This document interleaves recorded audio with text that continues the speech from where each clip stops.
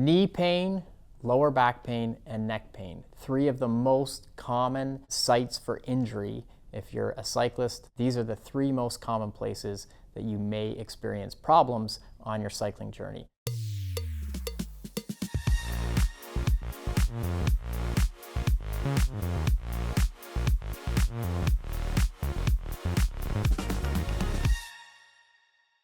Let's talk about knee pain. Now, if you're experiencing knee pain, it might be for any number of reasons. The most common might be your bike fit, might be your pedaling technique, and it could just be simply overuse. Your body hasn't adapted to the training load that you're throwing at it. If you are experiencing knee pain, you should go and see a professional. You want to make sure you check in with your doctor or a physio or someone in that professional space that can really make a clear diagnosis for you and help set a path forward. The three things that we just discussed, whether it's bike fit, pedaling technique, or overuse, those are things that we can help you solve. First and foremost, you want to make sure that you get in for a good bike fit. There's lots of things going on with the bike fit, not just your cleat position, so that thing that attaches to the bottom of your shoe that then locks into the pedal if you're using clipless pedals. That may need to be adjusted. Seat height may need to be adjusted. Your fore-aft position, so whether your seat is too far forward or too far back, those are all really important things to pay attention to, and a good bike fitter will be able to look at you and make sure you're set up properly. Overuse is a fairly easy one to correct. Again, you want to make sure you're on a training program that's progressive, that's meeting you where you are at, so meeting you where your current fitness is at, and then gradually progressing from there with enough recovery in between. And then pedaling technique, that's where good coaching comes in. You want to make sure that your pedaling mechanics are good. Generally, if you're getting a bike fit at a good bike shop, they can look at your pedaling technique and usually have some input there as well. But those are the three things. Really make sure that you're checking those boxes. Again, can't emphasize enough, if you do have knee pain, probably the first thing you should do is check in with a professional just to make sure there aren't some bigger picture things that need attention, and the professionals will help steer that path as well. Join thousands of cyclists and gain access to hundreds of guided routines for strength training, mobility, and injury prevention. Click the link in the description for a 7-day free trial. Now, back to the video.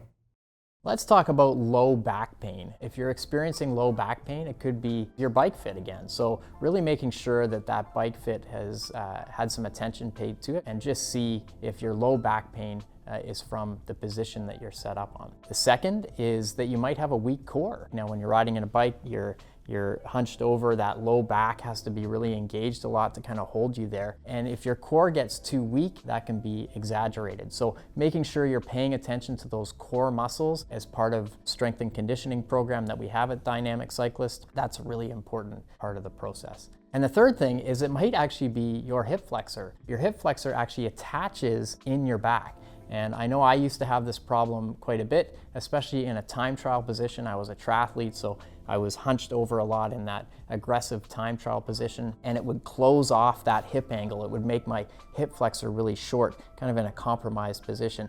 And over time, if I wasn't mindful about stretching that out and having some mobility for that hip flexor, it would get really tight and present as low back pain. It wasn't actually low back pain, it was my hip flexor. So those are the three most common causes of low back pain. If you're experiencing it, you can start there. Again, really encouraging you, if you do have true low back pain, to seek the advice of a professional. Get in there, see your doctor, your physio, somebody who really knows this stuff at a higher level to make sure it's not something more nefarious, and they can help you steer a good path for you. Let's talk about neck pain. If you're experiencing neck pain on the bike, you're not alone. In fact, it's very common. The reason for this is because we are in a weird position for our body when we're on the bike. We're hunched over, and it requires those muscles in the neck to be really active to support your head. And now you're in this position where those muscles have to be hyperactive to keep the head in the right position so that your eyes can look up and forward. So neck pain, very, very common. There are some things that we can help you with to maybe help solve the problem. The first is positioning, and in fact, that's probably the most important one. Often people try and get into too aggressive a position. Now, what does that mean? Well, it means the front end of their bike, so the handlebars, are maybe a bit too low for your ability or your experience level. So an easy fix there is to bring that front end up a little bit, and it'll take some pressure off of those muscles in the neck that are required to keep your head from falling forward. Getting in with a good fitter, often they have some tools available that they can bring that front end up a little bit. Biking never needs to be in a fixed position. Bikes are designed to be very adaptable for where you're at. So maybe you come up a little bit in the front end, you ride like that for 6 months, you feel like you can get a little bit more aggressive, a little bit more aerodynamic, and you can go back in to see the bike fitter and maybe lower that position a bit when your body is ready. Subscribe to our channel to keep up to date with more mobility and strength tips to keep you pain-free.